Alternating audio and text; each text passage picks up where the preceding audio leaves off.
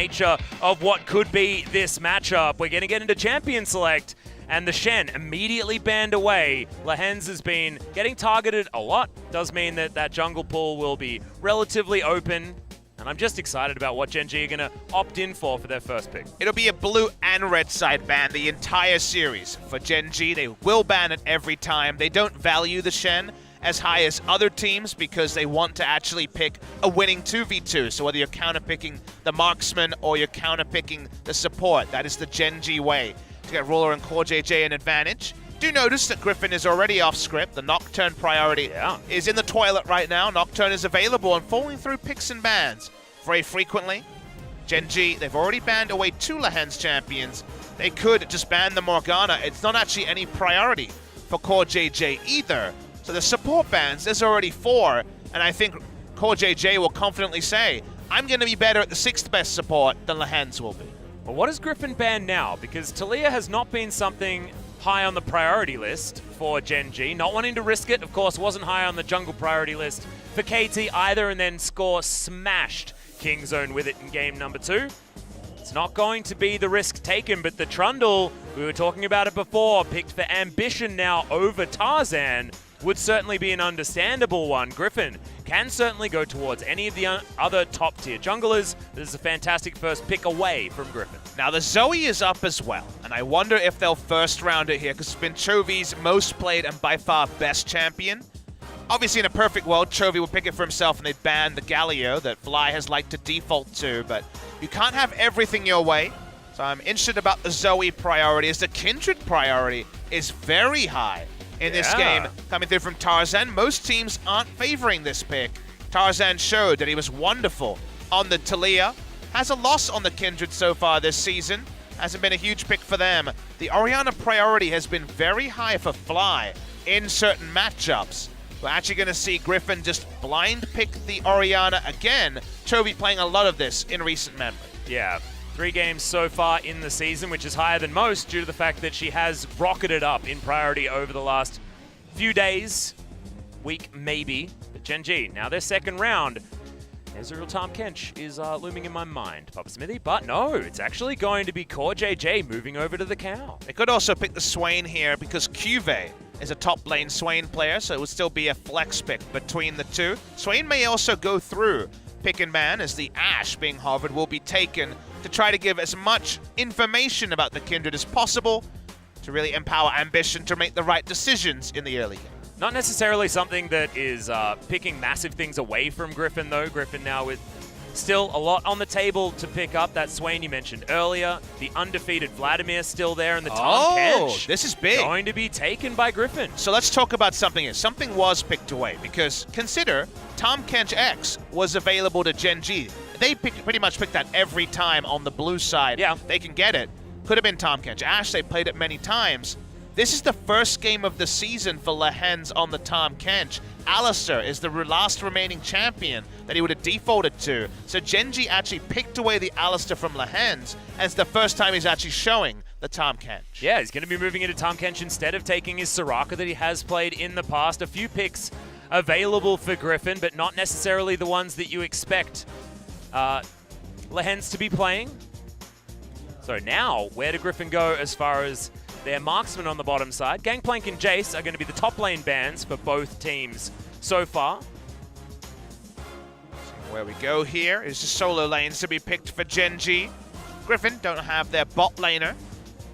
I guess the Kindred could be a bot laner, but at some point with the same madness, they played Kled bot lane a couple of series ago, so... They did. Orianna could also be going down there. We know that Viper does like the awesome dudes. I like the ban. Yeah, okay. One of the old picks into the Orianna was the Aurelion Sol, and of course Fly is one of our 2 Aurelion Sol players next to BDD. Ezreal seeing the ban, as Ezreal Orianna is what they played a couple of times in their series a few days ago. The victory that Griffin picked up over Kingzone. See what Griffin want to draft here. Looking for a bot laner and a top laner. They pick a safe top laner, you know that it's most likely going to be a hyper carry, but this could be going anywhere. Remember, Shockwave Last Breath synergy is repugnant, and the Yasuo are going to be locked in. Viper is traditionally the Yasuo player, but so is Chovy. I guess we have to mention once again that Orianna bot lane is a thing happening in China, but hasn't happened in Korea. while it's been Fly loving the Zoe versus Orianna matchup, off on the Orianna side, may just be taking Zoe to set up a pick comp here. The Trundle Pillar, the Ash Arrow, the Alistair. A very strong pick comp has been put together by Gen G. Yep, they're going to go with Cuve's Gnar as well. Certainly a famous Gnar player. Some of the best Gnar ultimates that we've seen in team fights. Team fighting Gnars are few and far between. This one is going to be Cuve once again. How flexible are we getting? Yasuo top lane versus Gnar is a thing that's happened many times in the past. Matchup. What if Griffin decided? There's a lot of flex picks going on here. We think it's going to be bot lane Yasuo and mid lane Orianna. That would be the expectation. Have the exhaust from Viper as well, so that would give that one away. Okay, we are going to go the Camille once again. You were talking about... Oh, no! Not going to happen, as that's the Swain locked in, and still, we need to rack our brains as to where everything is going. It's looking pretty prototypical earlier. Now we're thinking this will be the result, but Yasuo could be top lane against the Gnar, as it is that old Gnar matchup that Yasuo did surprisingly well in. Griffin haven't really shown any priority on the Swain. That's why Gen G didn't take it as a contested flex pick. We'll wait till 20 seconds, but for now, this seems to be the reality. Yep, they've been leaving Swain open because Griffin haven't necessarily been able to make compositions work around it. Often is when the Swain is put on the bottom side of the map though, and this will be exactly where the champions are going as far as who's playing them. But as far as lane assignments, that could be slightly different. Not having the teleport on Viper gives away that he probably won't be switching towards the top side of the map, but I was expecting potentially some shenanigans like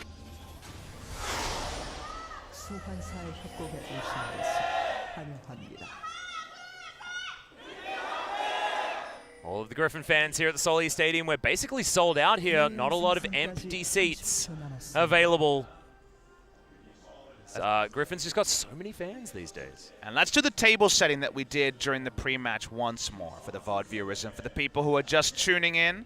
Right now, Griffin is at 10 match wins. At 9 match wins, KT, Gen G, and Kingzone.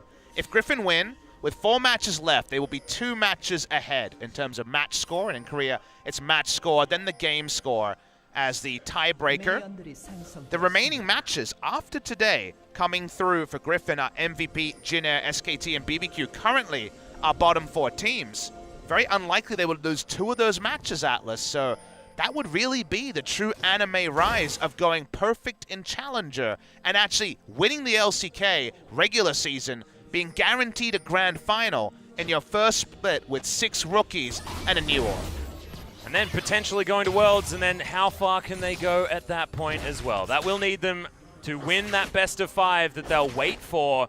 And actually, if I was Griffin, I'd probably like to finish in about 3rd, give yourself some practice moving up towards that grand final, because not a lot of best of 5s have been had by this particular team, and a lot of our teams here in the LCK are very good when it comes to getting into those best of 5s. I definitely understand that logic, but also think of the sick flex picks and crazy stuff they could come up with if they only had 1 series to prepare for it. Ooh, that's true. So Tarzan started on his red and is now actually rushing for this bot side scuttle.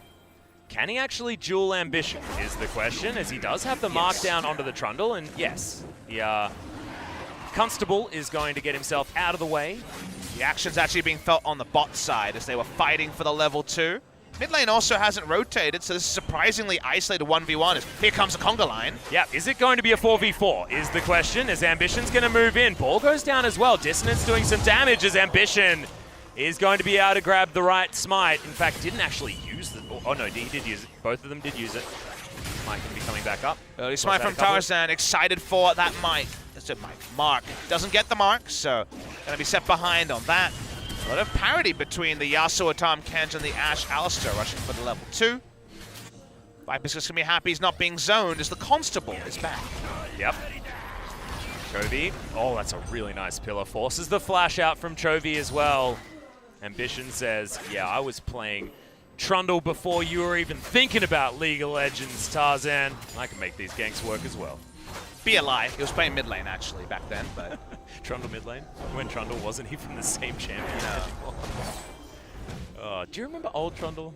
I do remember old Trundle. He was basically the same, except nothing actually worked properly. I mean, I think that's a bit of a revisionist history. Well, as topside. He's going to turn up here as well, as gets another flash exactly the same way, and Ambition says, well, you're welcome, guys. I've won the early game. You know, can't argue. This is the most active we've seen him in a long time, so Ambition trying to show the young bucks that he can still go with the big guns. Yeah. Walks around, gets 2 flashes, gets both scuttles. This is what we call winning the early game. That's exactly right. Ambition now going to move over to his blue buff. Easily takes that one down as well. He's behind in camps, but he doesn't care about that because he's got 2 flashes, and now lane priority is in the advantage of the Na and the Zoe. You know who has 2 flashes and doesn't care? Trundle. That is Trundle. That's Ambition as well. 2 flashes. He would have liked 2 kills. That would have got him to his 1,000 mark of all time. 500 as a mid laner, and that would be 500 as a jungler as well. Adorable. What a beautiful stat. That is an amazing stat. You go, Ambition, still around. One of the few players we have from 2012 spring. He and Score, the 2 most noticeable ones. The lane control on bot side was kind of always going to be there, eventually, for Ashe and Alistar, and that's why you saw them controlling the wave and Yasuo and Tahm Kench being frustrated. The knock-up synergy here is the Shockwave, by the way, and that's going to be fun to track and fight. Exactly. His Sword is going to be able to find the Never move. Cube very, very low is now Sword. He's in trouble. The full brunt of the force going to come in, and that is first blood going down. Tarzan gets himself a mark, but Fly flashes forward, and can he actually find it? Oh, 2 autos from the casters, and that's going to be that. Gen G pick up 2 topside and only trade for 1, and they include the first blood in that. Nice roam up from Fly, was able to get there, impact the fight with his flash, gets the kill onto the Kindred. Good feels. Sword was baiting very heavily to the point they didn't have mana to make this play. We saw that Tarzan was skulking behind it. Ambition already level 4, so it takes a little bit longer. More damage is dumped into him to actually pick up the kill. Can't kill Cuvée, and the minions do the rest. Yeah, not a lot of options there. Of course, had the potion running, but it wasn't quite enough. Now on the bottom side of the map, Viper going relatively aggressive. The Steel Tempest over the top of Ruler, but he's going to take the majority of the harassment in this lane. Just wanting to stack up flow as much as he can to keep that shield rolling over.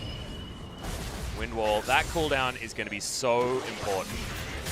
Like Gen G have a very easy time working out which cooldowns to look for, Devour and the Wind Wall. I think draft-wise, I'm a really big fan of Gen G's draft compared to Griffin's after they pigeonhole themselves with this last pick Swain. Reason for that is Griffin don't have the best ball carriers. I guess it has to be Swain, maybe Kindred on a turnaround, but a proactive use of the Shockwave might just have to be a QR play from Chovy. Theoretically, Viper could be a ball carrier if they want to go incredibly aggressive. He could be, but you're really thinking Shockwave into the Yasuo ult, which is a 2-part combo that they don't have reliable setup for.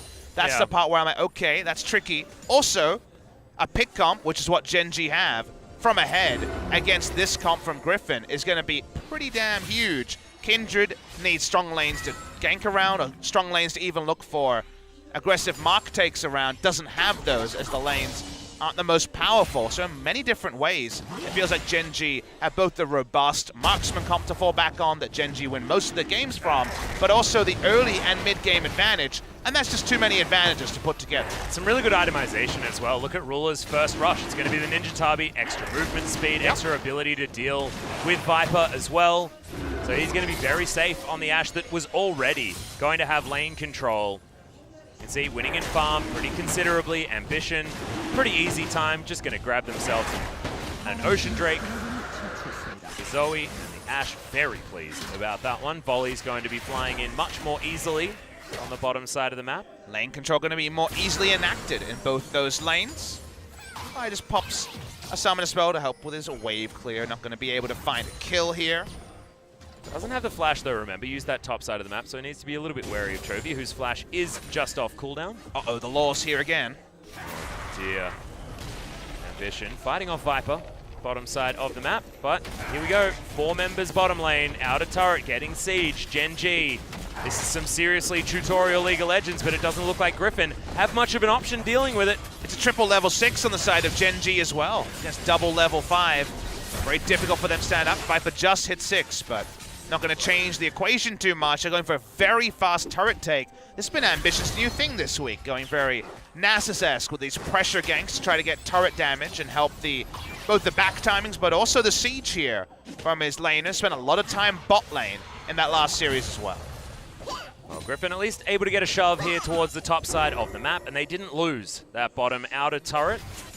Still taking a lot of harassment here on the bottom side. Viper thankfully keeping himself relatively healthy, but unable to really have enough minions here, needing to give up a lot, make a lot of sacrifices. If I'm Gen G, this is my new playbook. What were they already doing this season? Saving counterpick to one of their bot laners to get a winning priority 2v2. Why not always have Ambition roll around, throw down some skill shots, and get extra turret damage to get them out of lanes where they're favored even earlier? A marksman unlocked on the Rift is so much more reliable than a Swain or a Yasuo, who might make things happen, but are not going to do it every time. That's why Ambition's making these plays, because they're so square in their compositions, and they can play it out, plug and play different champions again and again. Yeah, it's working out very, very nicely here for Gen G so far. Ambition, in his potentially 1,000th kill game, playing like a beast in the early game. Windwall going to come down, keep Viper healthy, but this tower is just getting siege after siege after siege thrown on top of it. Viper can't back.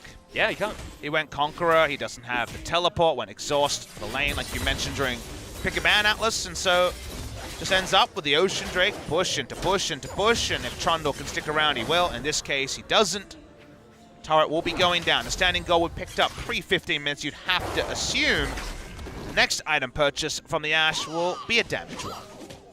It will. Most likely the Bilgewater Cutlass to come in, and it is picked up as I talk about it. 20 CS in the lead. Big item lead now. Fantastic item choice, given the fact that you will now have just so much reliability in the lane. Not a chance that you're going to get all-in and taken down by a Tahm Kench and a Yasuo.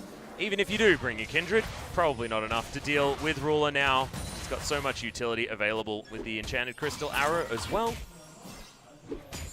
And Gen G, with a lot of safety in a lot of lanes, feels like a Gen G that's as happy as Larry. Just feels their comp does a few things really well, and Griffin's comp does something decently eventually. And that's already a bad sign. They already need conditionals to get their Wombo off. The Orianna needs 3 to 4 items, and Griffin playing against Kingzone a few days ago, they got to 4 items. There were almost no kills in those games as Tarzan put on a jungle masterclass, and eventually they just won. It's just very uninteractive against Kingzone with their Orianna comp. This time it's losing lanes.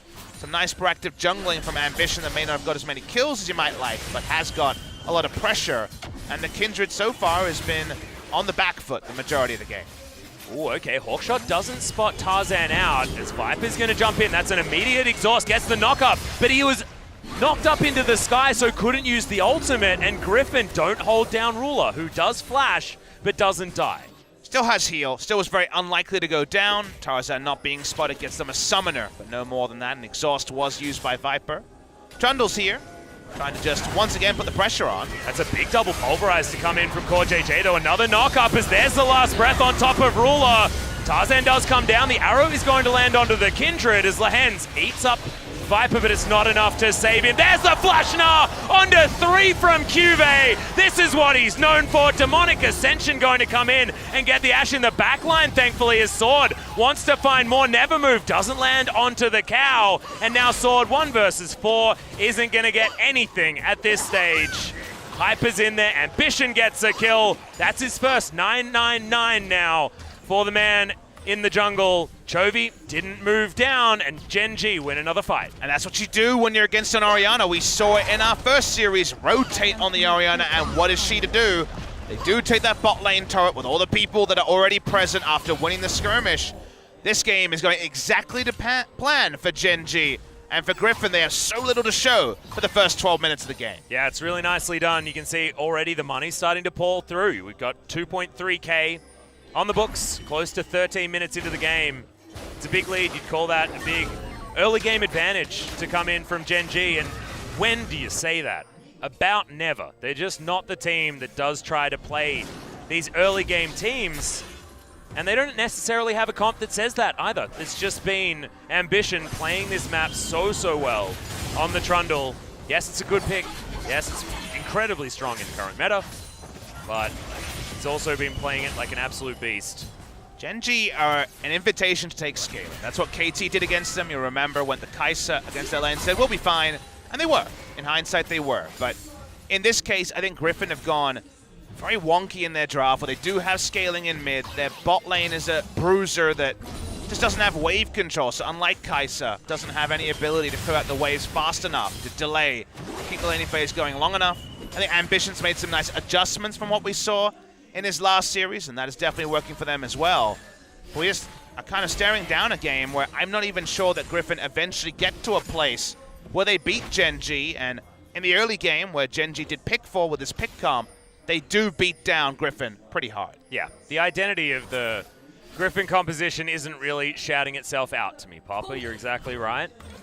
Gen G, on the other hand, I mean, they can play front to back with this. I mean, it's a pick comp, yes, but they can also just play regular team fights. Ashe has a lot of utility, but will have a lot of team fight control, given the slow that she does have, her volley as well, over everyone. What is a Griffin to do when they're looking for these sort of theoretical wombo engages once Chovy does a lot of damage with his shockwave and compare it with a last breath? Okay, Cuvei's gonna get caught out of position here. A lot of damage comes in. There's the shockwave, gonna pull back the Nara, and Tarzan picks up the kill. Chovy proactive on the Orianna, but it is going to give up the Rift Herald on the top side, and it may actually be very important for Gen G to pick that one up to continue this snowball. At least they're trading objectives though. They get a kill, they're going to trade a Cloud Drake on the bot side. Not the biggest prize, but a prize at the moment where they're very behind in terms of game tempo is still a prize. I like Chovy coming down. He's not going to go an entire game without using the shockwave. Does use it, does find value. Uses it every 20 minutes. When have we seen that? It's true. Not in most of our Orianna games, that's for sure. Cuvei was very greedy in his path, and that's where Griffin had their wards down. Seems like he's going to be going for a second item. Maybe the Blade, the Ruin King, maybe the Wit's End with the recurve bow he already has. And Griffin just say thank you very much, and they'd love to get a bot lane turret to find even more gold in this trade. Looks like they will be able to do that one as well. This minion wave is huge as the caster creeps beat down on it alongside Tarzan and Sword. So yes, they will even out the turrets and largely even out the gold as well. Only 1,000 in it between Gen G and Griffin. Standing gold here for Gen G to pick up, so it should stretch out even further. And Shelly is going to hit the Rift, try and take down Griffin on the bottom side. Viper throw down the wind wall, but now Enchanted Crystal Arrow is feeling a whole lot better from Ruler. Tarzan looking for the flank here onto Core JJ, has to use the ultimate. They'll just wait that one out. Cuvei moving in from the side. Sword does have Demonic Ascension back off cooldown, and Shelly doesn't get the outer turret mid. That's big news for Griffin. Griffin are very good at choosing their times for fights. There, they just threaten a fight, and they do zone away the team of Gen G from doing any follow-up damage. Shelly doesn't get the turret. And with Orianna there, it's going to be a multi-part plan to actually take down Orianna's outer turret. A wave clear, as we know, very reliable. Yeah. And Chovy seeming like a very different Orianna player here as well. Very aggressive, utilizing the shockwave very early. At least as far as we know with the Oriannas that have been playing here in the LCK. Ruler on the top side of the map, still with priority here. The Alistair barely even needing to be in the lane, and everyone needing to respect the Ashe. Blade of the Ruin King done for the first item spike. The way Gen G wanted to play this game is get the bot lane turret and then make everything about where Ashe is. Ashe goes up, Trundle's there, Alistair's warding for her. Another turret goes down. What's Griffin to do? They can't enact a wombo when people being split away. They weren't able to do that after Cuvei was caught, but now they return to mid lane. They do get that turret. Just square up the map, take down the 3 outers. That is what Gen G getting the first turret really opened up for them. And if they don't make any more positioning mistakes, it should be a pretty bloodless affair for Gen G. Yeah, opening up the mid lane outer turret is actually huge as well, considering the fact that they're against a Kindred. And what does Kindred want to do? She wants to head towards the enemy jungle and take down these camps, get herself up to that 750 range that we talk about every single time. Collecting marks is the way to do that. But you can't collect marks if your jungle becomes the enemy jungle, given the fact that you just don't have any map control, as all your turrets have fallen down very early. So Gen G have figured that one out, planned for that one nicely. Looking at total damage dealt, it is Ruler doing the most on the bottom side. Does make a bunch of sense. See whether that is going to continue to be the case as we move forward. Keep tabs on those marks for those at home. It was 1 scuttle and also taking down Ambition in the top side play. So 2 marks so far, 4 required for that extra 75 range. Tarzan has already had to go for a snowball QSS Ninja Tabi to deal with the fact that Gen G are already in a very strong point, and the pick comp wants to accelerate the game further, so the QSS earlier than he would have liked, but definitely necessary if he's not just going to spend his whole time jungling in his own jungle. Yeah, very important for the Kindred to have that because he's got the oh crap button in the Lamb's Respite. Well, the heads does swell. That's a good point. Devour is available. Haven't been able to inspect the timings from Lehens on his first LCK game on the Tahm Kench. Has been a notable hole in his champion pool until today. Yeah, I mean, so far he hasn't died and he got an assist, Bob Smithy, so I think it's probably fine. Deep ward is indicated by our observer. Don't think it's going to be employed just yet, but always the chance. Not a massive advantage here for Gen G. Ambition going to get marked as Tarzan takes away his own Raptor camp. As Viper, oh, he was looking for it. Now actually feeling frisky here in this matchup against the Ashes. Okay, 2 versus 3 as Lehens will have to eat this grey health. The arrow is going to miss somehow. Does get the shield back. Lehens is going to survive for the moment. Fly moves up, Protobelt in hand. But Tarzan's here. Chovy is on the roam as well. Cube with the teleport, sword without. And says unsealed spellbook, but we'll just walk back. Didn't use his flash and all of that, even with the immediate threat he was under. Yeah. Viper's showing a lot of respect. They know that the members of Gen G are here en masse. Ghost is available here for Lehens, but out of turret number 3, looking to fall. These are the plays I was talking about. Get the bot lane turret, roll up. Trundle's there for zone. Really very little you can do when Zoe and Ashe are free hitting onto a turret unless you fully engage as Griffin. So those are sort of plays that Gen G wanted to do. 20 minutes, a decent time to get those 3 out of turrets. They fall back, they have good item timings, but unless they're going to make a Baron play, those are the easy objectives. They now have them, and transitioning from easy to difficult has been tricky for a lot of teams in our last week and a half of LCK. Yeah, this is the rough time. This is the King Zone time, you know, that we were talking about in their series. They didn't navigate it very well the first time of asking, and then navigated it very well. In game number 1 against KT, was certainly slow and steady. And that is what Gen G are known for. So I wouldn't be concerned if you're a Gen G fan. This is a Gen G in exactly their element. And Griffin's comp doesn't really do anything still, because Phantom Dancer only on the Yasuo, 1.5 items. Banshee Veil, second pickup coming through from the Orianna. The Wombo doesn't do much. If they can outnumber, anything's possible, but the team fight 5v5 threat from Griffin is still very much just that, a pretty empty threat. Need more time to get that second item onto Viper before they can 5v5 with true threat. See where the Tarzan can bait anything in here is, damn, Lehens takes about 1 trillion damage. Grey health is going to be consumed, but he still needs to go back home on top of a control ward, so should be okay there unless a stray hawk shot's going to spot him out. G going to be able to do this. Cloud Drake pretty easily on their side as well. Not exactly the high-value Drakes we saw in our first series. Ocean into Cloud ain't the best. Griffin managed to sneak a cheeky little Cloud Drake themselves earlier on in the game. That was when Tarzan was able to get priority over that position by himself. Now Griffin with some long lanes in front of them want to try and get some of this standing gold that's on the map and allow Tarzan to get around and pick up some of these marks. Can they start the right fights as well? Are they able to find Gen G in a position where they can have the power? Sword has a couple of items now. Zhonya's completed. But like you say, Viper is very far away from the Infinity Edge and damage viability. We're still looking for about 3 or 4 items on Chovy. One tendency of Griffin that's been noted by a couple of teams is that was fortunate timing. Oh no, it's another arrow that's going to continue flying into forever. Chovy going to come back with the Banshee Veil, but Atlas, something that a lot of teams have been, when I'm chatting to them about Griffin, that's a fun topic, right? This new team that's up the top of the ladder, so whenever I see a pro player, I kind of ask them where they're at and what their expectations are for Griffin. One of the things they always tell me is, what about the control ward purchases? Because they aren't a team to have 5 down on the map, like we see from many of our other teams. For example, look at Viper, who bought a second Ruby Crystal instead of a control ward when he went for his last back a moment ago.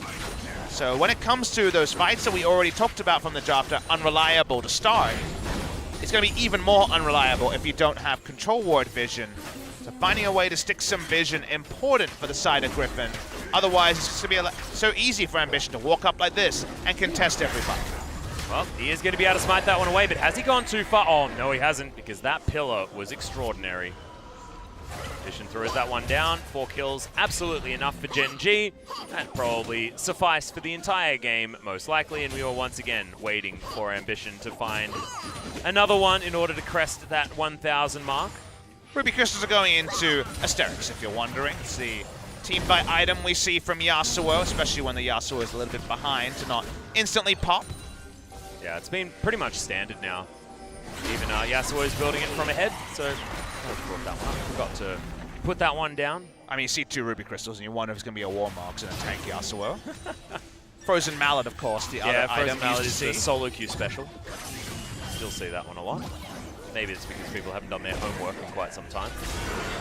But Arrow, once again, going to be avoided here by Tarzan, who dances with his arrows to get over the parking cone. Successful disengage, but that's all it is, as Ruler's just using the arrow off cooldown. It's a pretty small investment and a very high payoff, so... Ruler, while he's not a god of damage at this point in the game either, has utility that the Yasuo doesn't provide, has range the Yasuo doesn't have, and that's why they keep trying to fish for something that they know could find them a huge victory if it's pulled off.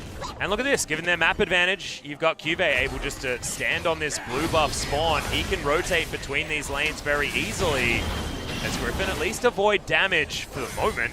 With the wind wall, Tarzan says, well, that's not avoiding it, that's me taking a full brunt of damage to the base, and they take half of the inner turret's health off one siege. Sword is going to be able to take down, I believe he stole the blue away from Cube and the Gromp, so that's bad news for Cube. Still not a big fan of the last pick, Swain.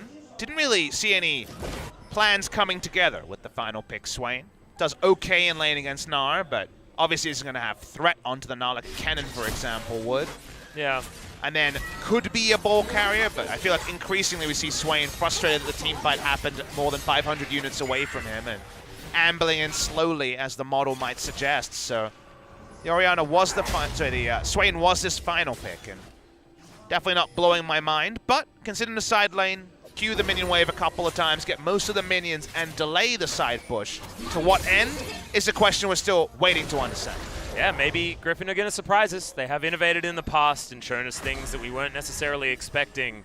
It's a lot to expect from this composition because, like you say, it's hard to decipher what the win condition necessarily looks like. It wasn't just, let's dominate some lanes and wombo people down.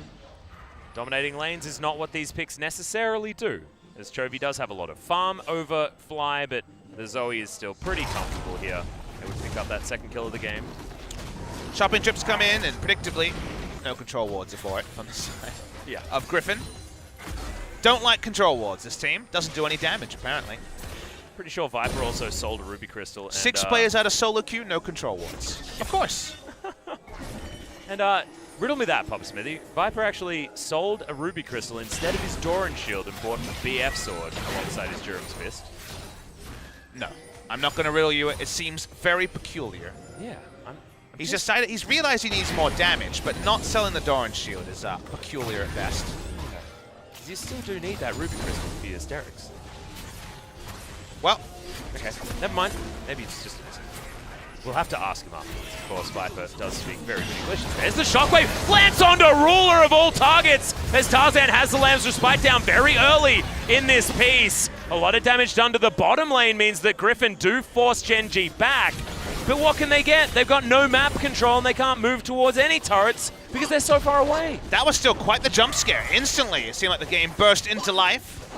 But the real burst is the objective picked up by Cuvée in this inner turret in bot.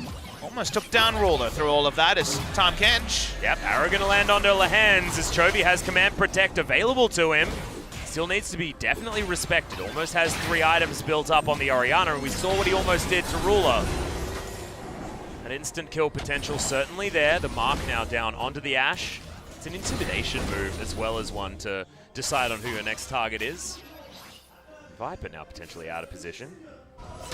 He just wants to side lane until he gets Infinity Edge and Sterix, but we well know that is far away from the present point he's at. And in the meanwhile, Gen G will take every objective on the map short of the Baron. Yep, no Infernal Drakes this game. It will be the Mountain Drake to be spawning here. Gen G gonna lock that one down. The next objective will certainly be this Baron. And, not going to be getting the Rift Scuttle as well, as that was taken by Ruler, so no more marks for Tarzan. Not sure whether he managed to get any further after the first 2. Haven't checked in a while. Frozen Mallet done. I think that was almost a full purchase from Cuvée. Now has the Warden's Mail on top of it as well. Has been sitting in lanes for very, very long periods of time. Cuvé's always been someone to build for lane on the Gnar. It's one of his trademarks. I remember how crazy it was. See, Rapid Fire Cannon, Hurricane, all these picks that he used to love. The Hurricane ended up becoming pretty standard to build up the Rage, because of course Gnar's mechanic is that every auto, including the 3 splits, do build up Rage equally. Or JJ pushing up, looking for any wards. Reason why you want to build for lane here on the Gnar is if you're pushing in and pressuring the Swain, it's another pressure point to buy breathing room for Ambition and friends to ward up very aggressively in the red side jungle. Well, you can see Ambition was actually being a ward there in the Tri-Brush on the top side. Gen G understanding now that there are many members up there, and Ruler and Core JJ have the ability to call over their Gnar and push in another minion wave. This inner turret has lasted for quite some time as Tarzan jumps in over the top onto Ambition, gets slowed, quite slowed enough as Lahan's looking to try and get the Nom Nom onto Core JJ. Doesn't. Fly misses all of his skills, so Gen G backing away, waiting for those cooldowns to come back up again, rinse, repeat. And I say that all the skills are missing, things like that, but feels like it doesn't actually matter. Gen G just disengage and try it yet again in a few seconds' time. Again, just like the last series we had, they won the ARAM war in terms of the ability to push up. They have very strong siege with Zoe and Ashe. It's been much trickier for them to get the inner ring of turrets after getting the outer ring at 20 minutes. But in the 10 minutes that have preceded, while Griffin haven't been able to arrest the gold lead, they haven't seen it grow to a very significant degree. The Drakes were medium value ones at best, no Infernals and only a single Mountain, so it doesn't really change the Baron equation. The Baron vision is pretty good, but the hand stands next to Tarzan, and Tarzan doesn't have any immediate death threat onto him. So if they can keep this game at a 5,000 gold lead, at say a 60,000 gold game, a 65,000 gold game, the Jerome's Fist BS Sword will be in Infinity Edge and Asterix, and maybe there's a team fight that's to be won on the side of Griffin. But the Gathering Storm is on the side of Gen G. Surprise, surprise. That is going to be benefiting them as every Gen G game goes long. Stacked up 3 times now, though, as we've crested the 30-minute mark. No one's actually looked at Baron at all. We've got 2 control wards on there. Both teams know that no one's there. And gentlemen's agreement, not actually going to be starting off that particular objective at this stage. A lot of defensive options here for Ruler, though. Hexdrinker on top of his Guardian Angel. He's not going to get bursted down and destroyed. 1,000 gold is Viper's window before getting this Infinity Edge. And understand that. I understand now the Door and Shield situation. He has sold it and just wanted to sell the Ruby Crystal beforehand because he was building his Infinity Edge and knew that he wouldn't be able to build it in one go. Drop the bubble, not going to land onto Griffin, but it's starting to feel like a death sentence each time that skill goes out, given the follow-up ability from Core JJ's Alistair if it's in the area. Just haven't seen those big damage abilities hit for a while because the sieges have been a bit more anemic. When that first Paddle Star hits, we're going to realize it, I'm sure. Fly poking around, he's got a GOP, and he's got plenty of damage behind him. Well, Cuvée also able to split push very, very well. You can see this inner turret has been sieged many, many times and is finally about to go down. The last remaining inner turrets are top and mid, and now Gen G make a decisive move and will be able to force down this inner on the top side. I believe the Gnar should be able to get a decent amount of work done here. Bottom side as well, as Wolf is going to come in and try and soften the members of Gen G, but Griffin, you really have to start making a move, otherwise you're just going to watch your whole base fall apart. Base falling apart is for now not a real concern. They do feel strong in the wave clear, but it being the longest map ever for this Baron is the bigger problem, and now the Baron has finally started. Griffin have a blue trinket, they'll use it, they know Baron has started. What happens next? Exactly. Lahenzi's going to lumber over, but they don't have a blast cone to utilize. Flash is going to be necessary. They pull off the Baron. There's a headbutt bulb. As Viper's already very, very low, but he's dancing around this fight quite nicely. Last breath is going to be utilized, and immediately the stopwatch is employed. Sword jumps in the backline as Ruler now has to use all of his time to deal with the Swain as Fly. Very, very close to dying. Cuvée, very high health bar, as there's a shockwave, it comes in onto Ambition, but the Gnar ultimate is almost just as good. Lamb's Respite is going to answer, but a 5-man pulverize.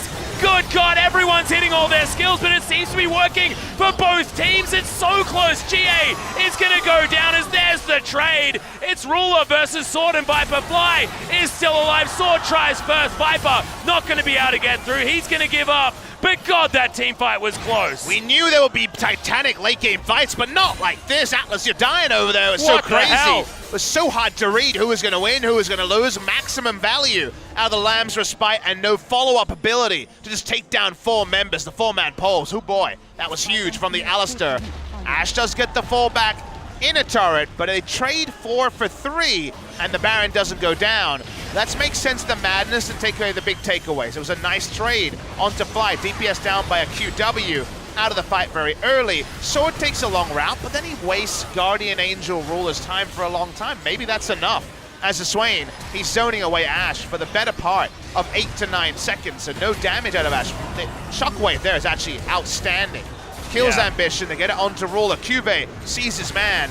First the Lamb's Respite comes in, so many people live up. It actually is a 5-man, apologies. Even better than a 4-man pole. From there, there's a numbers advantage to Griffin, but a lot of the mana bars, a lot of the skills are on cooldown. We see the cleanup, Sword goes down, and give me 2 more of those, please, in this game. The fights are cool. Oh, hell yeah, they are. But, I mean, I prefer not to. You know how you try and work on energy throughout a team fight? I think we needed to get to about 150 there due to the fact that all the skills seem to be layering on top of each other and becoming better and better each time. It was actually 129 because the items weren't there yet. When the items are there, that's when the 150 comes out. Yeah, well, I mean, then I think that we'll see a shockwave and then people will just disintegrate. Because Chovy is setting himself up to become a pretty huge Orianna.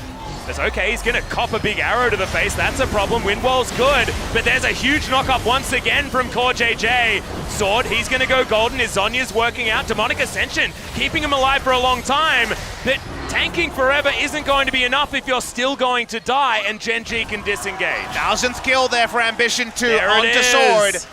500 from the jungle, 500 from the mid lane. Congratulations to him, but he knows there's plenty more to be done. His Ruler might have overextended. Yeah, Tarzan, he wants to do it as well. As good God, Ruler's just life-stealing back, flashes out of the shockwave. This is the AD carry we've been waiting for, as Gen G are just gonna mow them down. Viper goes for the hero play, but he's not able to follow it up, as it's a good flash from Tarzan, but he is the last man standing from Griffin. 10,000 gold, by the way, is the lead here for Gen G. 35 minutes into the game, they'll rip apart this inhibitor, and they're looking for the victory. Ambition, he says he made it to 1,000 kills. He wants to finish the game now, pick up his MVP, and move on to game 2. Deserved victory for Gen G. They just do it better with this team, can't they?